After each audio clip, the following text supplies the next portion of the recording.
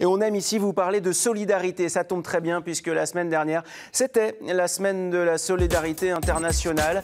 Et pour revenir sur cette semaine-là, et il s'est passé beaucoup de choses à Bordeaux, Ibrahima Anne est notre invité. Bonjour Ibrahima. Bonjour Nicolas.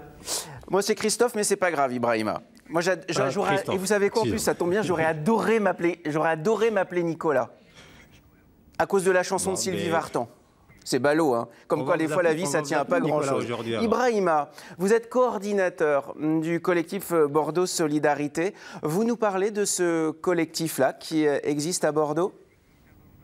Oui, bonjour. Ce collectif Bordeaux Solidarité existe à Bordeaux depuis quelques années maintenant. C'est un ensemble d'associations qui se sont regroupées pour parler de la solidarité internationale, faire de l'éducation à la solidarité internationale. Dans ce collectif, il y a beaucoup d'associations qui travaillent dans le domaine de la santé, de l'éducation, du tourisme solidaire, de commerce équitable dans cette association. D'accord, c'est un joli collectif, une dizaine d'associations. Et la semaine dernière, à l'occasion de la semaine de la solidarité internationale à Bordeaux, il s'est passé énormément de choses. Bien sûr, à l'initiative de votre collectif, Ibrahima, vous êtes allé voir des lycéens. Je voudrais que vous nous racontiez comment vous avez parlé de solidarité internationale à des lycéens en utilisant un objet qu'ils portent tout le temps, le jean. Vous nous racontez ? Oui, absolument.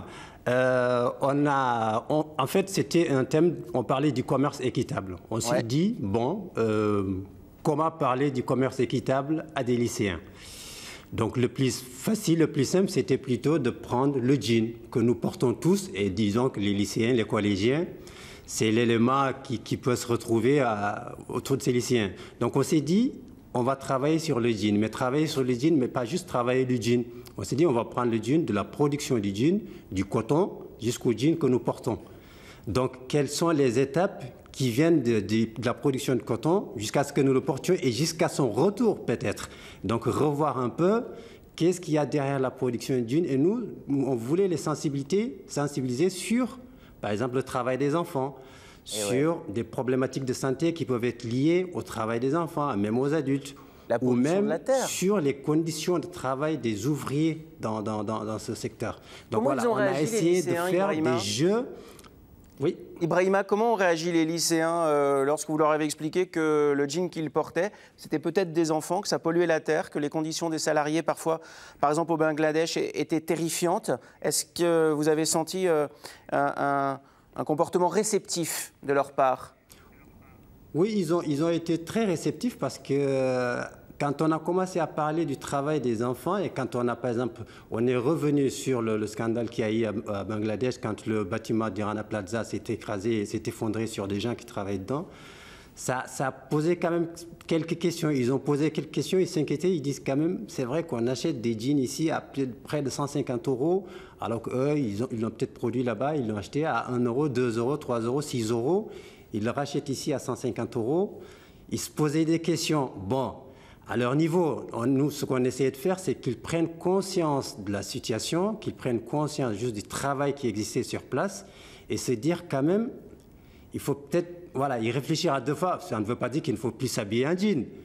Mais dans l'achat, il faut peut-être mettre en place un achat peut-être un peu plus responsable. Voilà. Et comme vous avez raison, c'est tout l'intérêt d'ailleurs de cette semaine de la solidarité internationale. Et puis vous avez aussi parlé de l'Amérique du Sud avec ces lycéens, parce qu'il se passe des choses en Amérique du Sud terrifiantes. On parle d'accaparement des terres par des multinationales qui finalement écrasent les populations locales. Alors vous, évidemment, dans le collectif, vous le savez, mais le grand public, non. Et là aussi, ce qui s'est passé la semaine dernière à Bordeaux avait pour objectif d'informer, n'est-ce pas Ibrahima? Absolument. C'est une association membre qui s'appelle Artisan du Monde qui a porté ce projet, c'est-à-dire qu'ils ont projeté 2 courts-métrages sur justement l'accaparement de terre en Amérique du Sud, particulièrement au Brésil. Et quand on sait que la forêt amazonienne, c'est le poumon de l'humanité, et que ces gens-là, des multinationales, viennent les renvoyer de leurs terres, et c'est des gens qui sont dans ces terres depuis des millénaires, et qu'on voit des multinationales, pour des raisons économiques, venir les renvoyer de leurs terres, et ces gens-là vivaient de cette terre-là. Donc, et ce n'est pas seulement valable pour l'Amazonie ou ni pour le Brésil, c'est quelque chose qui peut nous concerner directement ici, par rapport au changement climatique. Donc, on a eu le même débat par rapport à Haïti aussi, où se passe aussi une certaine déforestation qui fait que, quand on voit les ouragans, les tempêtes qui se passent en Haïti, on voit ce qui se passe. Donc, ce qu'on essaie de faire, c'est de sensibiliser les gens pour toujours une consommation responsable, favoriser, aider les petits agriculteurs qui existent là-bas pour travailler leur terre et les défendre aussi pour qu'ils protègent leur terre et leur culture. Et ce qui leur permettra d'avoir des revenus qui leur permettront aussi d'amener leurs enfants à l'école, de vivre dignement et de vivre dans leur terre. C'est tellement important ce que vous dites, Ibrahima. Et puis vous avez parlé aussi du Rwanda pendant cette semaine-là, en revenant évidemment sur le terrifiant génocide. C'est le collectif Bordeaux Solidarité qui est intervenu pendant toute la semaine de la solidarité internationale. Ça se passait à Bordeaux. Ce collectif-là regroupe une dizaine d'associations majeures qui font tenir notre société debout. Si vous les croisez, allez discuter avec eux, allez les soutenir. Merci beaucoup, Ibrahima, d'avoir accepté notre invitation. Merci beaucoup, Christophe.